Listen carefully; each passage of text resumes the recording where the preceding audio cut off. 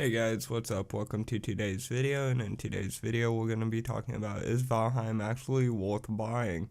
And I would say yes it is. Valheim's actually really fun to play, and I could see this game increasing in price over time very easily as they add more things into this game, because I think the game's still in a very early stage, and they're still updating the game and adding in new things and like fixing things in the game and shit like that. But besides that, this game, it's so nice. It's just so fun. It's an easy game to get lost in. I love the simple art style that they have.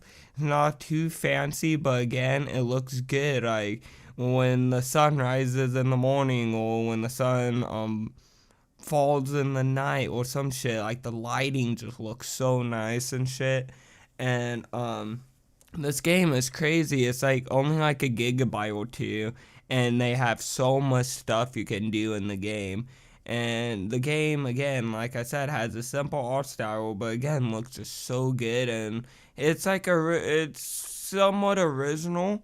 And then it also reminds you of other games. Like again, if I could explain this game, it's like Minecraft and RuneScape had a child. It has like a similar art style to RuneScape and similar play style a little bit, but then it has like the building aspect of Minecraft and shit, and then you could explore and all of that shit.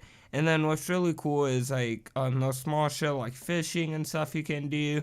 But also there's so many bosses. There's not a lot of bosses, but there's a lot of bosses. I would say those are a handful of bosses, and I feel like as this game progresses, they're probably gonna add in more bosses and shit like that, and just add in more stuff to the game. But pretty much, like I was saying, is there's already so much stuff you could do in this game. And what's cool is those like dungeons and stuff that you could get codes that you need to make teleporters with and all of that shit.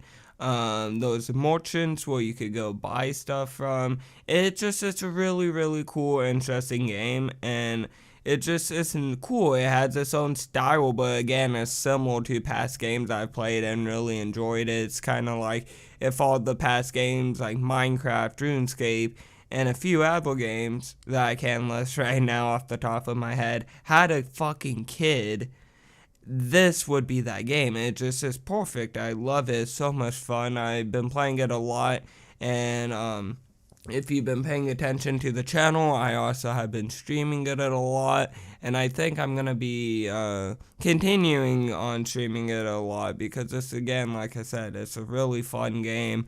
And I would say it's a game that like you could play by yourself and still have fun, but I would say it's one of those games that you have the most fun when you're playing with friends and stuff like that, and fighting the bosses, building like a village or building like a base or some shit like that. It's a game that's really fun, and the progression curve to the game is very nice. It's like cool. You learn skills as you're playing. So as you're like cutting down trees, you get better wood cutting skills. As you're using your axe, you get better axe skills, etc. with different weapons and shit. So you slowly throughout the game get stronger and stronger. So I don't know, it's a really cool, interesting game. And then also when you die, you don't lose all your stuff. Your stuff is on a gravestone, so as long as you get back to the gravestone, you can collect your items. But also, if you die, it shows where you died. Unless you died multiple times, it would delete the previous marker. And then also, what's really cool is I really like how you don't lose all your items, but also, you, like, this isn't really the coolest thing, but it's kind of cool. It balances out the game. When you die, you lose a little bit of your skills, but if you die repeatedly, you get a little buff, or you don't lose your skills for a little bit. But you do lose your skills when you die, so it kind of makes you not want to die. Like, yeah, you don't lose your items, but you could lose your skills.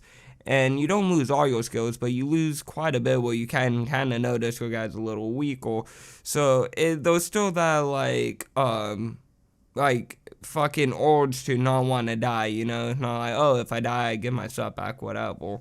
And I don't know, it's very interesting, and not a like, there are some games that have like a similar style to this, but at the moment I feel like games are being released, they don't have a lot of style like this. Like, a lot of building games just really focus on the building aspect, or a lot of PvP games just focus on the PvP aspect. And this game kind of said, like, fuck it, let's focus on both of them. And I feel like a lot of games nowadays too are like so focused on like fancy ass graphics, definitely since the new consoles have released. They're like, oh, look at my game, it's so fancy graphics, oh, the game looks so beautiful. And the game looks great, but the game barely can fucking walk, and has to have like so many fucking updates, and by the time the game works, the game's dead because everyone realized the game didn't fucking work properly on launch.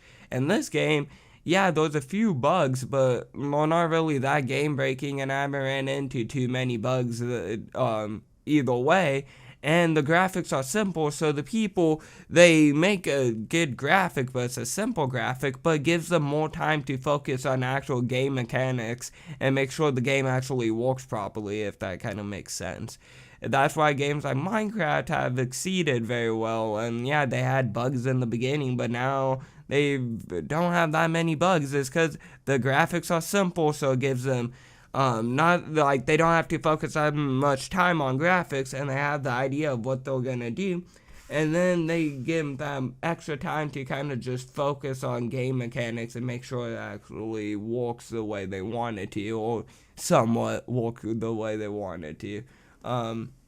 But yeah, again, I definitely would say this game is definitely worth getting while it is only $20, because I could see this game easily when it's like fully released, or when there's more updates, or even gains more popularity, that I could easily go back, not go back, but go up to $40 or even more, because this game's a really fun game, or it could even stay at $20 forever. I don't know, either way you should buy it. It's a fun game, definitely worth trying out and stuff. I'm not too sure if it's on console right now. It could be, but I'm currently playing it on PC, and I've been really enjoying it, and it's a lot of fun. You could make servers with your friends, or you could just host a world with your friend. It's really cool, and definitely a fun game, and definitely worth checking out. But besides that, I hope you guys enjoyed today's video. If you did, hit that like button, subscribe, and turn on notifications. I'll see you guys all in the next video. Bye, guys. My case and I break the rim when I dug that shit. Blood stain the tail, no shit. Got razor blades in my fist. Take it list. Only time I put the blade down.